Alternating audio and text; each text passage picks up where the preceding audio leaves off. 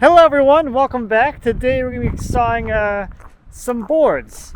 I have a bunch of small stuff that I want to get cut up, so I'll be cutting mostly edged 4/4 today on the sawmill. So it's absolutely beautiful today. We have some unseasonably warm weather this week. It's like almost 80 degrees at the beginning of April. Last week was like maybe got up to like 40 or something. So definitely feels like a summer day, even though it's not anywhere near summer quite yet, and the snow has finally just melted. And what happens when that happens is you find all the things you forgot about to deal with last year, and they stare you right in the face. So I have all these small logs and a bunch of offcuts that I was going to cut more pieces out of that are staring me in the face that need to go bye-bye. So let's get set up here. We're going to need the the telescopic all-terrain forklift thingy. We're going to need the mat side skid steer, and we're probably going to want the sawmill. That'll probably come in handy.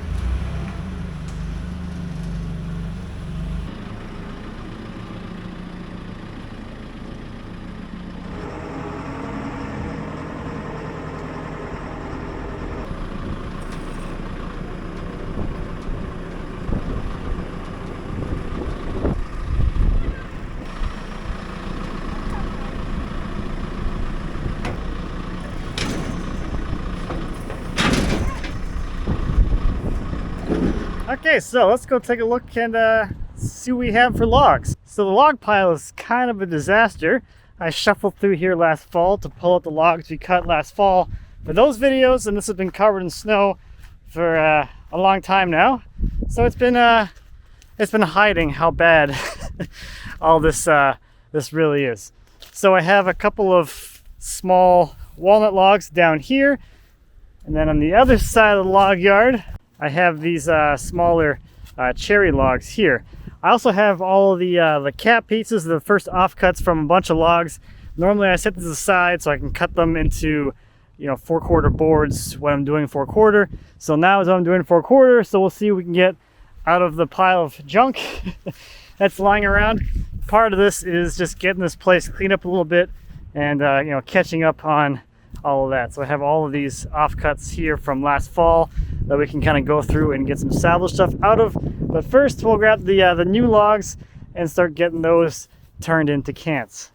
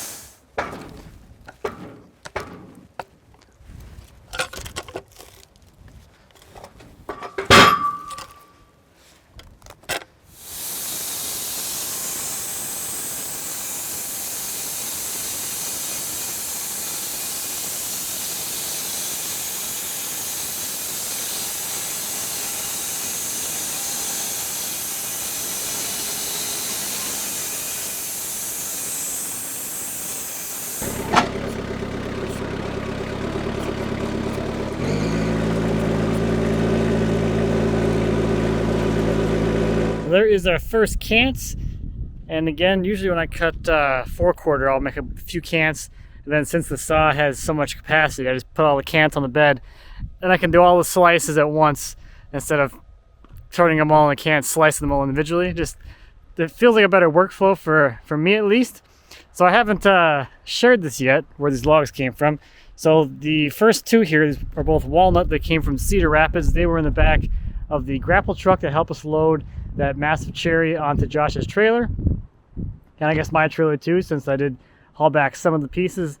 This thing was sitting in the back of the truck during the pickup, and we just chopped it in half when we were leaving. It was otherwise, I think it's gonna be firewood or something, so BJ just gave it to us to use for something, and now it's getting sawn into some stuff.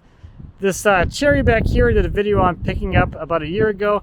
This was from a local viewer who had a cherry tree removed. Just a really quick pickup. Went out with a skid steer in the trailer, picked up the logs from the side of the road, and brought them back here. Just a fun little day trip adventure thing, and those have been sitting for a year already. It goes crazy fast.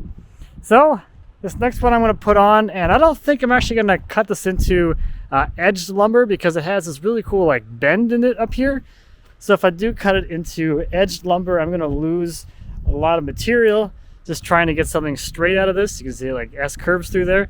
So I'm going to saw it with this S curve in it. I think that could make for some interesting grain and shapes and patterns. If you want to lay out some curved pieces, you have curved grain that you can use.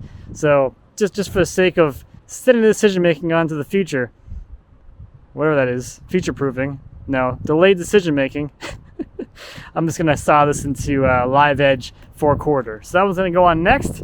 We'll face off one face, I guess, and then throw it in the pile and move on to the cherry.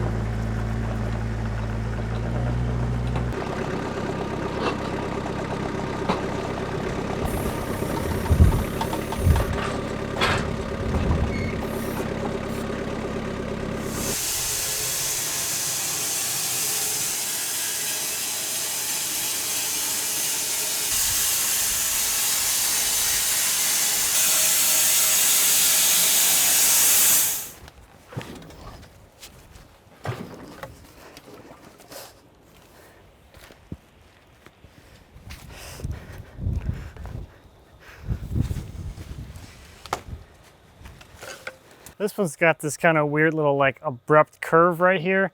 So I'm cutting it and ignoring this little section of it. If you want to make this a little better, we could lift that end up or whatever. But I'm basically just lining up from here down, getting that level, and this is whatever it ends up being. It's got some weird damage thing down there, so I'm not that worried about that end of it. This part in the middle is where the whatever it is, 1, 2, 3, 4, 6, 8. This first 7 feet is good.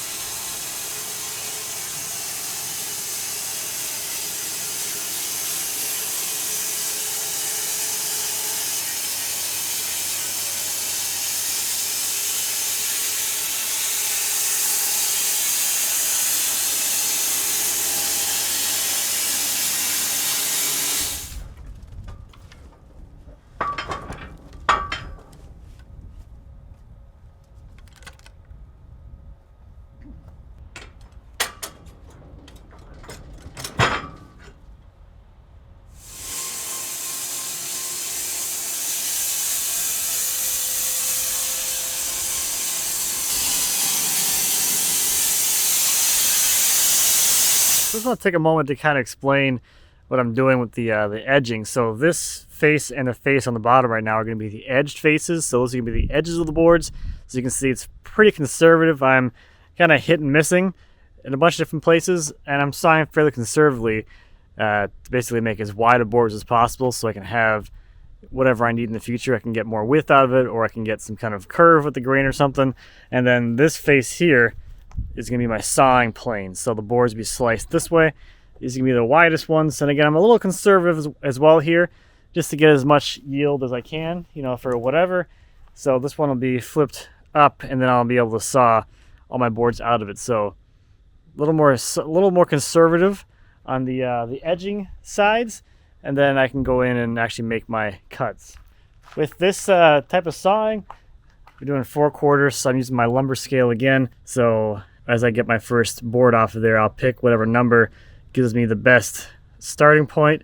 I can make a cut at every one of these numbers. You'll see when we got the logs on there, and we'll be able to slice it all the way down to the bed, and that'll divide that log up, or that cant actually, up into evenly sized 4/4 boards, which you can see a piece of 4/4 is more than an inch thick. This is an inch, that's 4/4, which is 1.125", plus the curve of the blade is already accounted for. So you can see the more boards you get on here, the more deviation there is, the further you get away from that actual 1 inch. 17 inches is only 14 pieces of 4/4. And that kind of leads me to one little side thing I wanted to share about using like the quarter scale system to like talk about wood.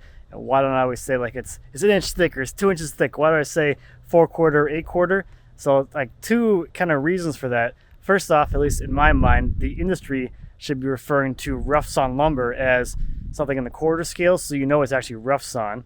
And then the other thing with the quarter scale and not saying that it's 1 inch thick is because it's not. It's somewhere greater than 1 inch, or somewhere around 1 inch, depending who's sawing it. In my case, 1.125" by the time it dries. Depending on the cut orientation, it can be down to 1.16", or if it shrinks a heck of a lot, depending on species, it could shrink down to 1 inch as well. So the 4/4 to me, or like using any kind of quarter notation, just denotes that it's rough sawn, and it's going to be rough sawn at the sawmill greater than the actual, you know, fractional thickness if you divide out the numbers. So that's just me, at least. I know some people don't like using the quarter scale for stuff, but I don't know. I think it makes sense, at least to me, in my weird mind. Okay, that's what are we doing next? We're gonna kick this one off the saw and see about the next one.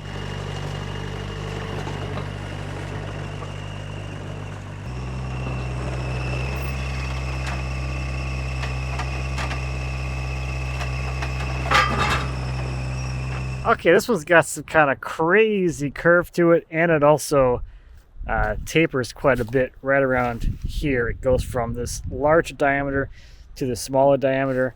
And that's kind of where the curve kind of is. I mean, I don't know, probably back a little further is where the curve actually starts, but I think what I'm going to do is come in here and just chop this down right here, right above this this limb, and that'll give me a narrower diameter log and then a bigger diameter log, and I'll process those individually. I may just leave them as live edge, or I may square them up. I don't really know yet, but I'm gonna grab a chainsaw.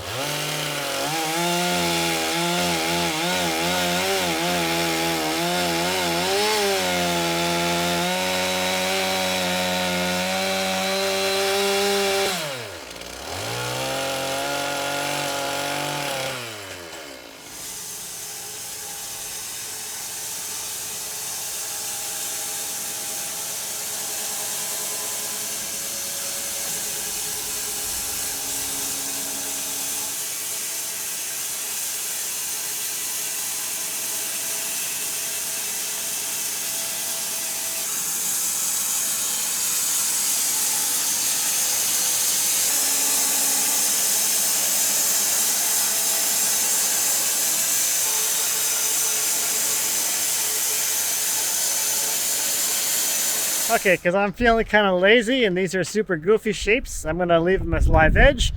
So let's load up the bed with all these cans and start slicing them up.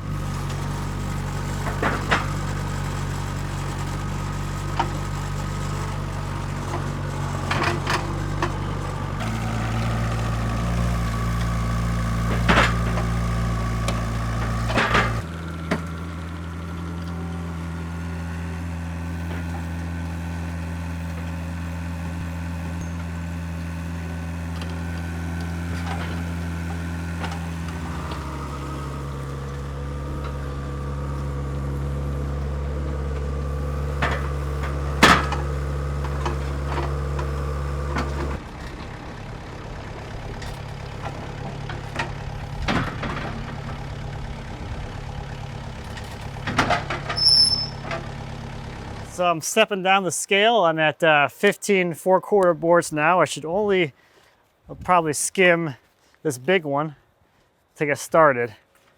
And you'll see as we get down the scale, we'll eventually start edging and getting rid of all of the pieces of bark. All right, here we go.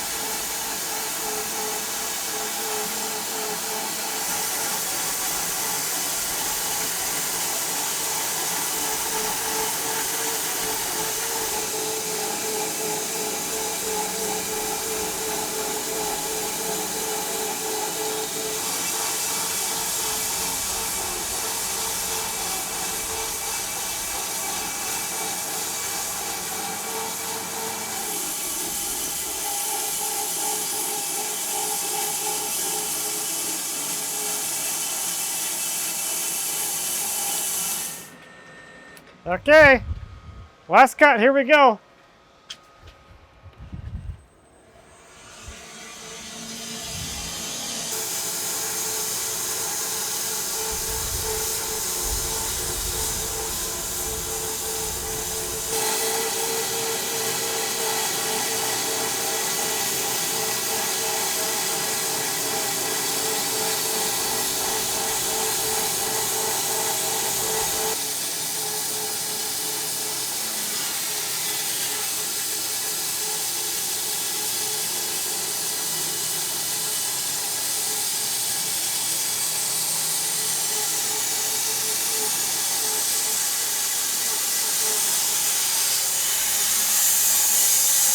Those ones are all sliced up and ready to go. I am going to stack them in place over one of the horse shelters. So I'm not sure if I want to stack these now or start sawing up some of the small stuff, but regardless, they gotta get off the saw and out of the way. So yeah, maybe I'll do that. Maybe I'll stick these aside for now, and then we'll cut up some of that small stuff.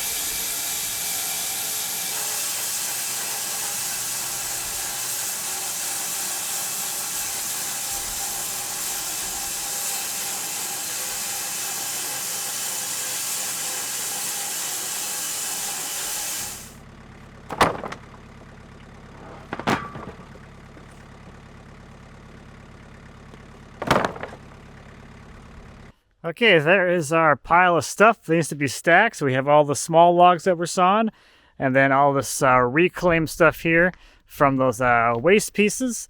And who knows, with this stuff, some of it's kind of iffy. Best case, it'll get used for small projects. Worst case, I'll turn into stickers and use them for that. You can always use more stickers. And then this is the pile of actual waste, which I'll get rid of. And maybe I might edge some of this. I don't really know. I'm more concerned about getting that stuff stacked now. So I think we'll start getting these stacked, and we'll take a look at the wood, because even I haven't seen anything yet.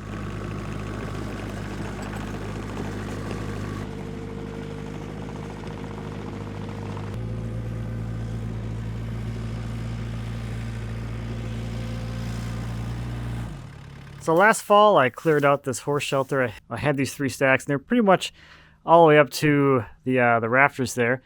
I cleared those out to have them dried, so now these are all open and available. I'm going to stack this load of 4-quarter on this first row here, since I have the wider base, and then later on when it's drier, I have a bunch of slabs and stuff that I will stack kind of back there. This little horse shelter thing's been working out pretty nicely for air drying stuff, so yeah, I don't know. I'm going to go start digging through here and get my first few rows established, and we'll go from there, I guess.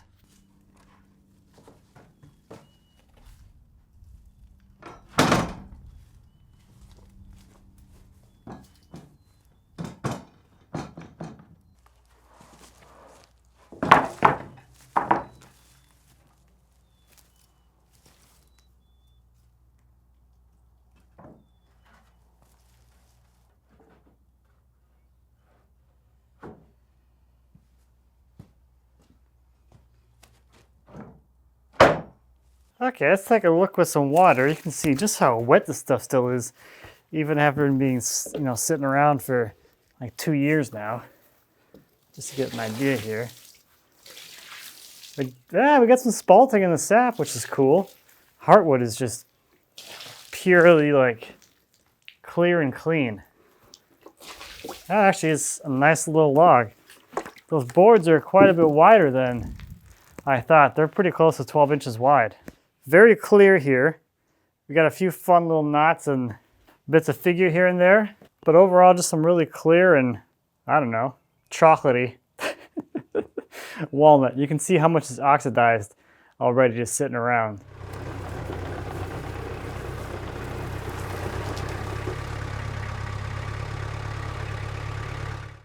That's a nice piece of wood. That's big. Why do they always look bigger after they're cut? I don't get it. That log does not look that big. Let's see if I can get 3 of them on here. I'm kind of like mushrooming out. Oh, this is gorgeous. It's got some crotch figure in the middle.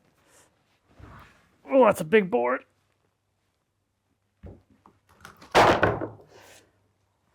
Wow. It's quite large.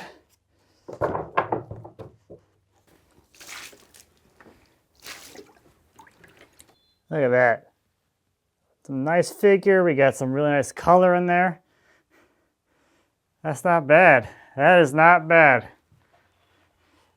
That's some big piece of wood though. Like a lot bigger than I thought. Actually, here's some more figure right here.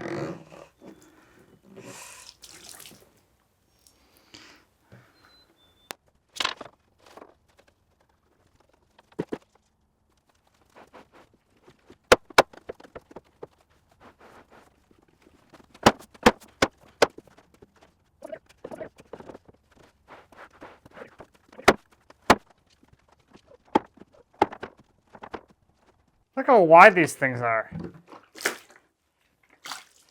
That's a lot of board.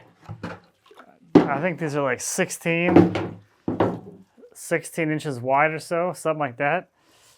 It's absolutely bananas how big these boards are. And fairly clear. That's a lot of wood. That's this is like what, 32, 35 board feet in this one layer. 3 boards. We still got more. And this log looked a lot smaller.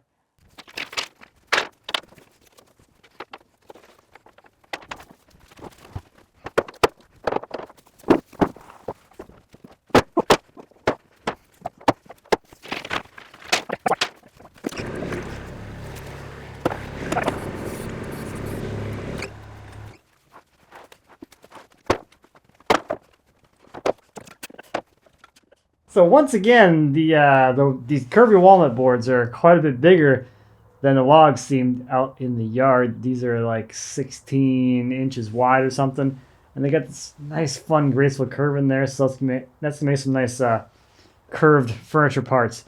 One thing I'm doing here, you can see I got like the center boards, which are the widest, and through these layers, I'm sticking on some of the outside boards because they're narrower. So you kind of have to like mix up the stack a little bit to make this all kind of work. But we're gonna take a quick look at these guys because this situation here in the middle looks very promising.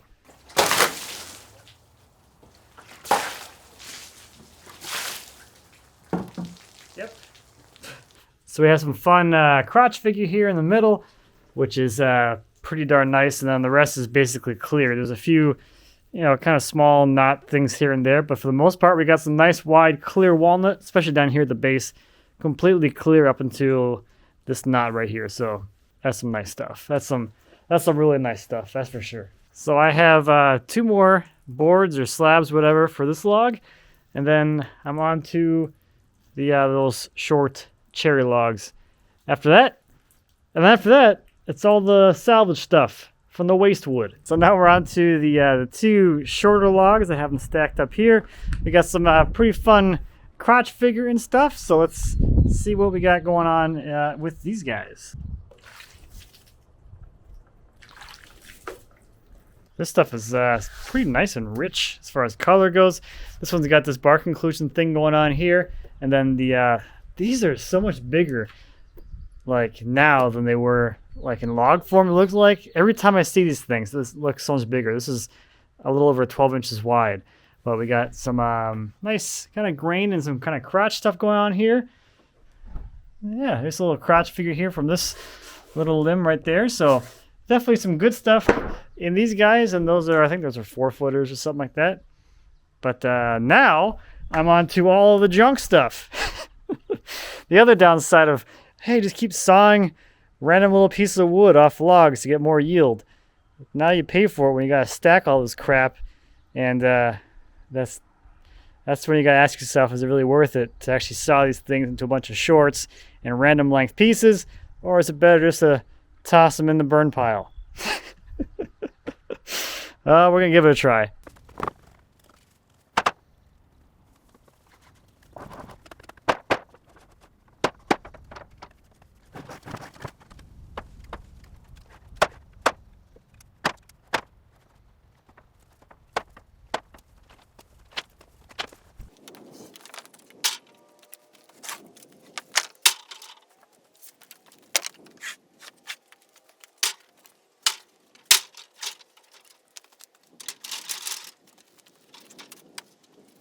So there hasn't been anything too crazy, but I thought this was pretty interesting and exciting, I guess, as far as figure goes. For some reason, that one's got all kinds of like, I don't know, curl and stuff in there. So is this one. So this log would have been the testing the sawmill bed extensions. So I believe this section here on the tree we saw when I cut it was curly and stuff. So we got some more little fun bits of figure that we salvaged from the crap pile. And then I just have a few more boards to throw up there, and then I'm done stacking.